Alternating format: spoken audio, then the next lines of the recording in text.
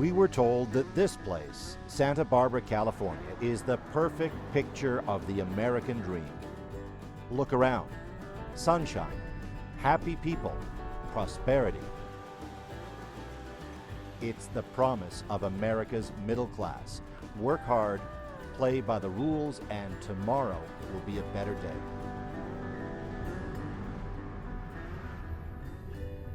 Janice Atkins grew up on these streets of promise and hope and knows them well.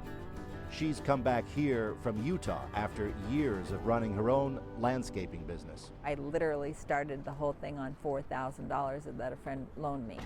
Somebody gave me a chunk of land for $100 a month with a little shack on it, and I started my business. I guess you'd call it the American dream. She wasn't rich, but she was making a go of it. Then came 2008 and the economic meltdown, and Janice's dreams began to unravel. What happened? I forgot when the exact crash happened, but the second year in the crisis, it went down less than half of what I had before. And my mortgage was $2,200 a month. There was no way I was going to be able to make those payments. First, she lost her business, then her land, then her savings, and her home.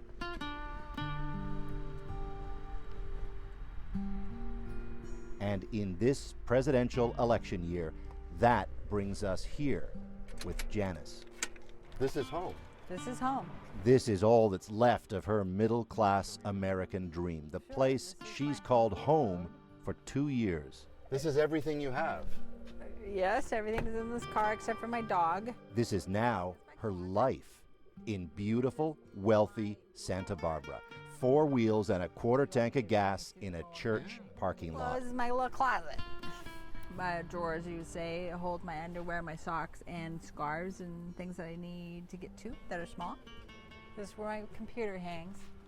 And my bed. This is everything you have. Yes. This is your house. This is my house.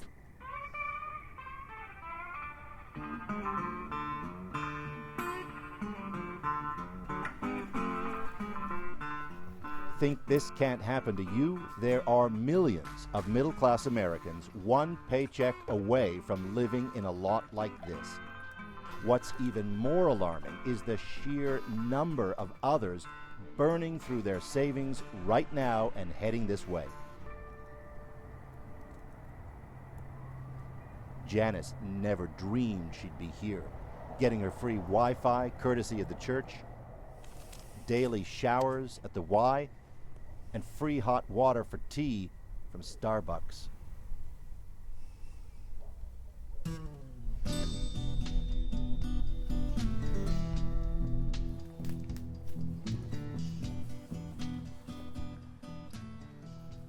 Good morning. Good morning. You're bright and cheery today. How did you sleep? Very well, thank you. I always do. Do you consider yourself homeless or houseless? I've heard Houseless. Houseless. Yeah.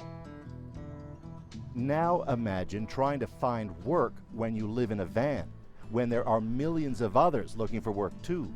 Well, after nearly 2 years of hunting, Janice just found a job, a minimum wage job. She's 56. This is the economy candidates for the White House are promising to fix. Barack Obama and Mitt Romney want your vote. Sure they do, but do they really want to help us? Barack says he wants to help us. Will he hear me? Can you send this to him? It's like, will you hear me? It's too many people like me.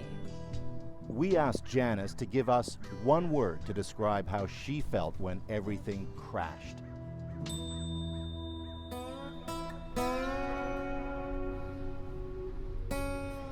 And just in case you're thinking we found the only formerly middle-class homeless person in this city, think again.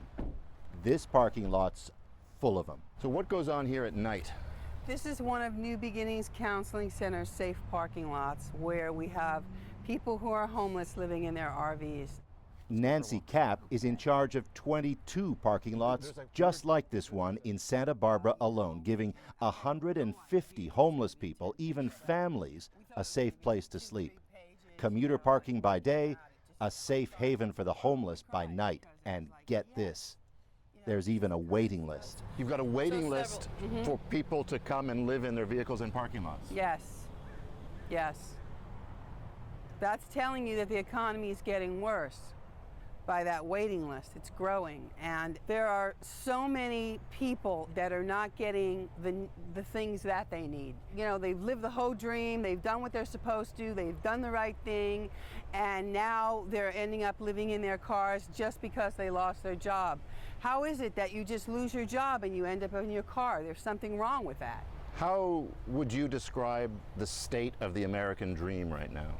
I call it the American nightmare.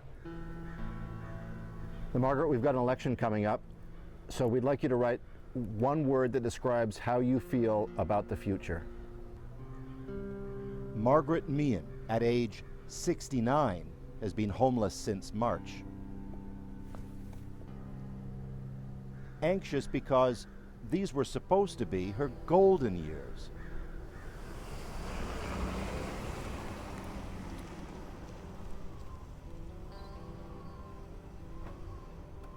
Instead, Margaret's spending her golden years in this red truck, in her corner of yet another parking lot. Like Janice Atkins, everything she owns is right here. This is her home. This is it. This is the whole deal. Where- Other people are neater than me, but this is life in the fast lane for me. Where do you sleep? Where do I sleep? This has to be taken out. Remember, she's 69. I can sit back here and read. Before the economy tanked, Margaret had 3 jobs. Now she earns just enough for either an apartment or food. Not both. And then I just kick back, get my book out, and read. I have hope someday I can move to the country, and I have hope that some of my dreams will come true, that I can pull out my spinning wheel and spin and sew and knit and have chickens and have a garden. And I find myself having to work harder. In your golden years, you better be pretty tough. Growing old is not for sissies. Not in America, anyway. Which brings us back to the election. This isn't a story about how homeless people might vote. It's about millions of Americans whose lives have crumbled, who are engaged in politics with voices they hope will be heard on Election Day. So how are you going to vote? Obama. Why? One, we don't have another choice. Two, I don't think he got a fair chance because he had such a mess to clean up. I will vote Republican. I'm a Democrat, and I will vote Republican. Why? Simply because each person has to be responsible for themselves. They can't expect the government to do everything for them. Yes, the government's supposed to do something, but not everything. I think each of us have to take a responsibility unto oneself. Yes, I think we definitely need a change. As those running to be president battle for the right to effect change, unlike Margaret, Janice catches a break. Looks good. With a scrawled resume and a few savings from that new minimum wage job, she's found a room she can afford to rent starting in December.